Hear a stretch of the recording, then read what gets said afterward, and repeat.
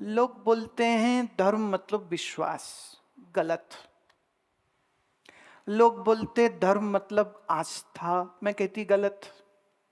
और मैं जब गलत कह रही हूं तो उसके पीछे कारण खुद गोस्वामी जी ने दे दिया। वो क्या कहते, जाने बिन होए न प्रतीति। जिसको मैं जानता नहीं उसकी प्रतीति नहीं होगी। बिन प्रतीति होए न प्रीति, और जिसकी प्रतीति नहीं होती उससे प्रेम कैसे हो सकता है? See how logical Goswami ji is going. अब मैं आपसे कहूं कि हमारे गुरु महाराज से आप प्रेम करो, तुम कहोगे वो कैसे, हमने देखा नहीं जाना नहीं, कैसे प्रेम करें उनसे? चलो गुरु जी रहने दो, हमारे माता जी से प्रेम करो ना, उनके प्रति वेरी रिस्पेक्टफुल हो, उनको लव करो। तुम कहोगे वो कैसे, हम तो उनको जानते नहीं। जिसको मैं जानूंगा तो उसकी प्रतीति होगी, जिसकी प्रतीति होगी उससे प्रीति बिन नहीं भक्ति दृढ़ाई, और जिससे प्रेम नहीं उसकी भक्ति कैसे कर सकते हो? अभी हम आपको भूमि भंजन प्रश्न देने लगे। कौन सा? भूमि भंजन प्रश्न है। प्रश्न ये है, क्या तुम राम को जानते हो? क्या तुम्हें राम की प्रतीति है? और प्रतीति है तो ही तो भक्ति है। जिसकी प्रतीति नहीं, क्योंकि तुम उसको जानते नहीं, जिसको जानते नहीं उससे भक्ति कैसे करोगे? ख्याल करना, हमारे मनीषियों ने, हमारे ऋषियों ने मालूम मूर्ति पूजा कब से शुरू करवाई? जब अच्छा काल था, ऋषि महर्षि की साधनाओं थी, आम इंसान नर नारी भी तपस्वी थे। पढ़ा ना अपने भागवत में, जिसको संतान चाहिए आएगा, ये ऋषि की पत्नी, नाम अलग अलग होंगे, तो उनको पुत्र की इच्छा हुई तो वो जंगल में तपस्या करने चले गए। भाई ये क्या बात हुई? चाहिए संतान तो तपस्या क्यों करने जा रहे हैं?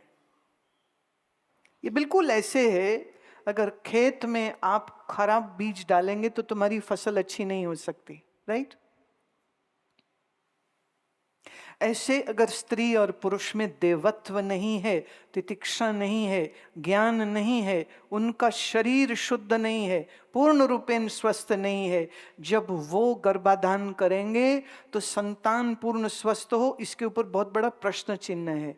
यहाँ पर अगर कोई गायनोकोलॉजिस्ट बैठे हैं या जो नर्सिंग होम रन करते हैं या जिन्होंने बच्चे पैदा किए हैं, वो माताएं यहाँ पर बैठी, उनको मालूम है 100 में से लगभग लगभग 35% बच्चों का जन्म होते ही उनको जॉन्डिस है या नहीं? बोलो कारण। आप कारण नहीं समझना चाहोगे। हमारे यहाँ क्या है कि वो चलन है, जॉन्डिस हो गया तो चलो कोई नहीं, उसको वो केयर में डाल देंगे, उसको ट्रीटमेंट में रखेंगे, फिर कितनी सारी दवाइयाँ उस छोटे से बच्चे में, इतने लंबे लंबे कैनुलास लगा के जब दवाइयाँ चढ़ाई जाती हैं। तो मैं सच्ची बात बोलूँ तो तुमको ना, पति पत्नी को माँ पिता बनने से पहले, मैं शास्त्रीय बात कह रही हूँ, आयुर्वेद के नियम अनुसार कह रही हूँ, कम से कम 3 साल तक किसी वैद्य की देख रेख में आपको आहार ठीक करना चाहिए, आपका व्यवहार ठीक करना चाहिए, मनोवाही स्रोत ठीक करने चाहिए।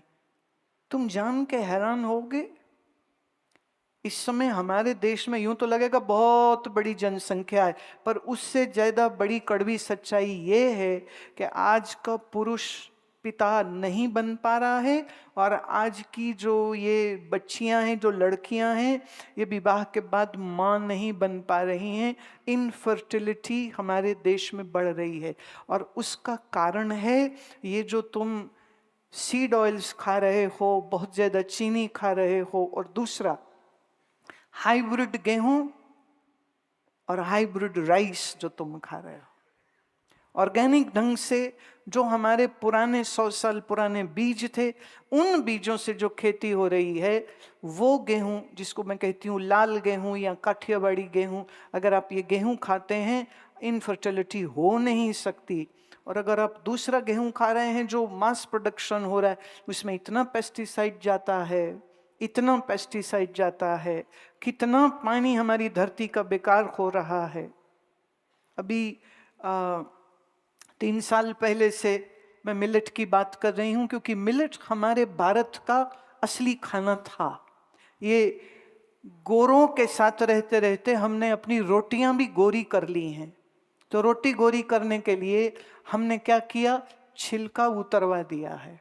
रिफाइंड आटा तुम खा रहे हो, और उस आटा का जो जिससे वो निकला है, उस गेहूं में कितना पेस्टिसाइड गया। अगर यहाँ कोई किसान बैठे तो उनको मालूम है, हर पेस्टिसाइड के डब्बे पे लिखा होता है poison, danger, you can die. वो कहते नहीं, हम जमीन में जब डालते हैं ना, तो जब वो फसल में जाता है तो ठीक हो जाता है। अगर फसल में डाला हुआ तुम्हारा वो पेस्टिसाइड से कीड़ा मर रहा है तो तुम नहीं मरोगे। तुम कौन हो, हिरण्यकश्यप हो? कीड़ा मर रहा है, तुम क्यों नहीं मरोगे? पर तुम मरोगे नहीं, तुम सिर्फ बीमार होगे।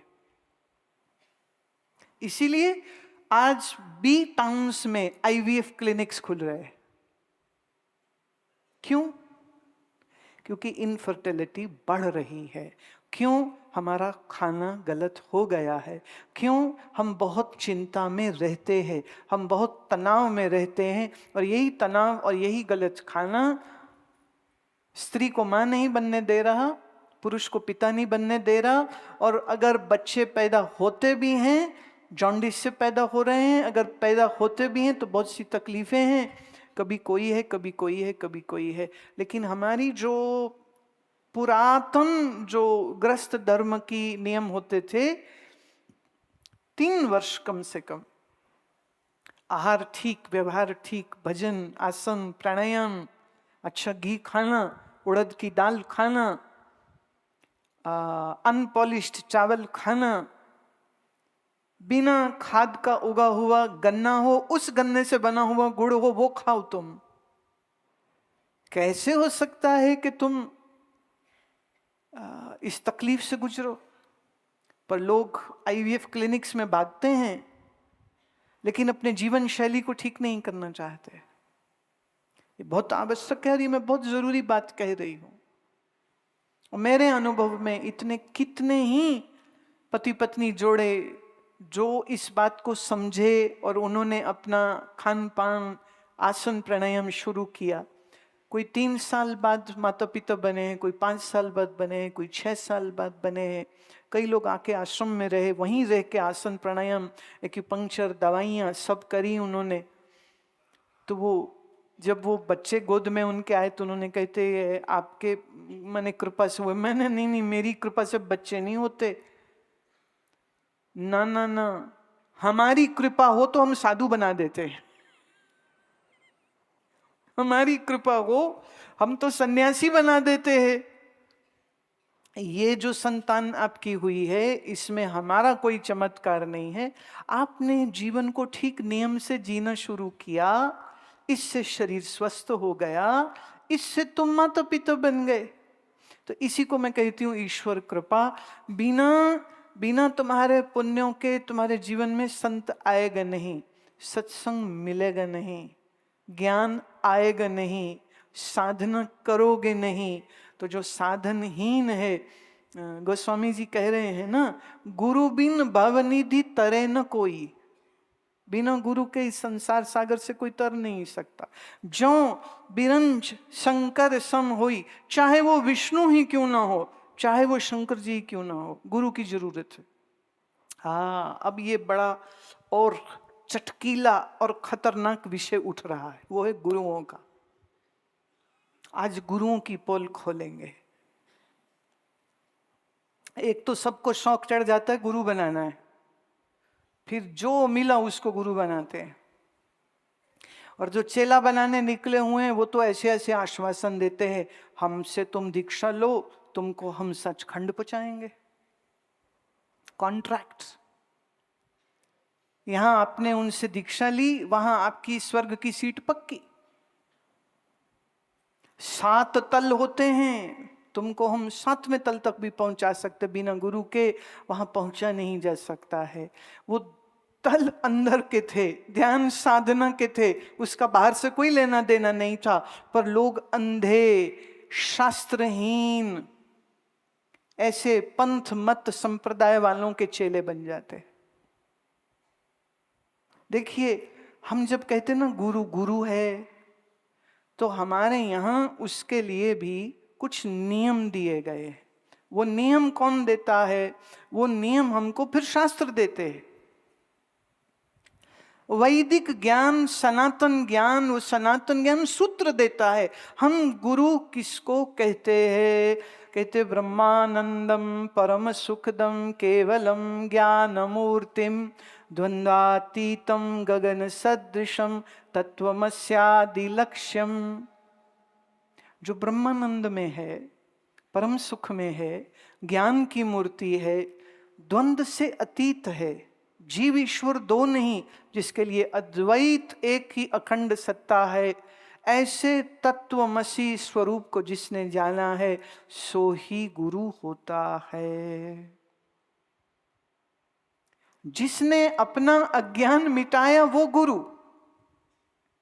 यहाँ तो लोग गद्दी से गुरु होते हैं। वो कहते जी आजकल हमारे कोई बोल रहे थे कि अरे हमारी गद्दी में ना गुरुजी मर गए, अभी उनका लड़का गद्दी पे आ गया है। छोटा है ना, अभी अभी समझ नहीं, अभी ट्रेन हो रहा है, कुछ सालों में वो ट्रेन हो जाएगा। मैंने कहा कि पंडित रविशंकर जी सितार बजाते हैं, क्या क्या अद्भुत सितार बजाते हैं। उनके घर में जो बच्चा पैदा होगा वो बिना सितार सीखे सितार बजाने लग जाएगा कि उसको मेहनत करनी पड़ेगी? उनकी पुत्री अनुष्का शंकर बाप के चरणों में बैठ करके गुरु धारण करके उससे सितार सीखी, 4-4, 6-6 घंटे रियाज किया है, आज वो मंच पर बैठ करके बजाती। पर ऐसे बहुत से संगीतकार हुए जिनके बच्चों ने संगीत को फॉलो नहीं किया, तो वो संगीतकार नहीं बन पाए। ये किसने कहा कि गुरु का बेटा गुरु ही होगा, ज्ञानी का लड़का ज्ञानी ही होगा और अज्ञानी नहीं होगा? Just by virtue of being born to a ज्ञानी father or mother, the child isn't going to become a ज्ञानी। ये सबसे बड़ी मूर्खता है। फिर कई कहते जी हम तो गद्दी में जो बैठ गया उसी को नमस्कार करते हैं। मैं भैया कोई राजनीति के प्रधानमंत्री का पद है जो बैठ जाएगा नमस्कार करनी पड़ेगी? ये क्या बात? गुरु कौन कौन गुरु होता है? तो कहा अज्ञान तिमिरांधस्य ज्ञानांजन शलाकया चक्षुरुन्मीलितं येन तस्मै श्री गुरवे नमः। जो मेरे अज्ञान को दूर कर दे, अज्ञान मतलब I don't know who is God, I don't know, what is Atma, I don't know, how did this universe happen, I don't know, this is Agyan. Agyan means to not know, ना जानना अज्ञान। तो जो मेरे इस अज्ञान को दूर कर देता है, जो ज्ञान की ये सुरमा मेरे बुद्धि की आंख में डाल देता है, मैं ऐसे गुरु को प्रणाम करता हूं जिसने मुझको सत्य पथ पर चलने की बुद्धि, अकल और समझ दे दी। आलतू जलालतू आई बला को टालतू ऐसा मंत्र देने वाला गुरु बन गया? नहीं।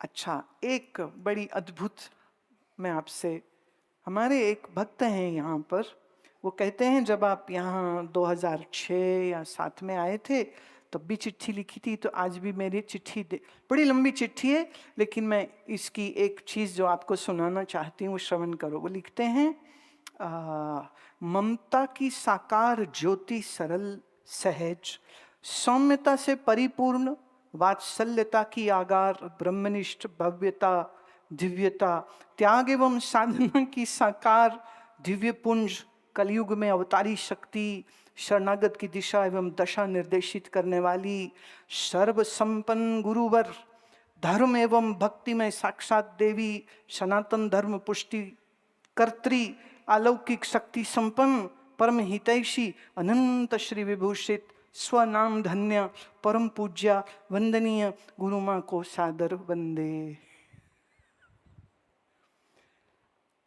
ये लिखा देवराज आहूजा जी ने।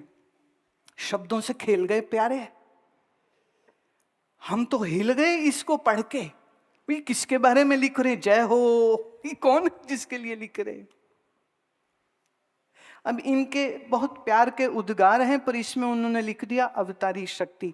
इसका मैं खंडन करती हूं। हम 2 मिनट में किसी को भी अवतारी पुरुष बना देते। ऐसे सिया राम मैं सब जग जानी, करूं प्रणाम जोर जुग।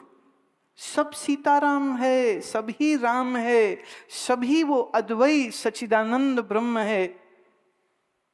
इसलिए ये अवतारी पुरुष या अवतारी स्त्री, मैं इस धारणा से बिल्कुल भी अग्री नहीं करती हूं। हमें साधारण रहने दो। शरीर से स्त्री है, ऐसे ही रहने दो। क्योंकि अवतारी बना दोगे तो तुम्हें लगेगा जो इनको मिला है ये तो विलक्षण है, इसलिए मिला, हमको थोड़ी मिल सकता है।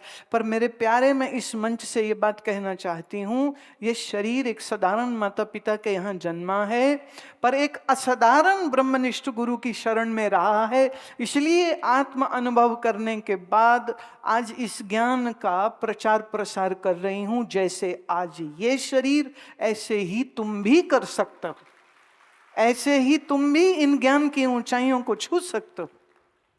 मैं कोई अलग विशेष नहीं हूं, जैसे आप वैसे हम। फर्क कितना है?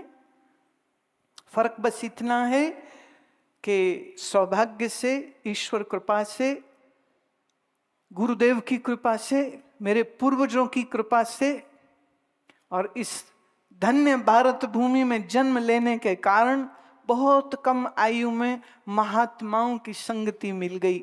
स्वामी वामदेव जी महाराज जैसे महापुरुष, स्वामी अखंडानंद सरस्वती जैसे महापुरुष, मेरे पूज्य संन्यास गुरु संत दलेल सिंह जी महाराज जैसे महापुरुष, ये महापुरुषों ने बहुत अल्प काल में अपनी कृपा, अपनी ज्ञान, अपनी धारा, अपनी साधना, सेवा, तितिक्षा, तपस्या, ये सब जो उपदेश दिए वो इस हृदय में आ गए और आज इस तल तक हूं।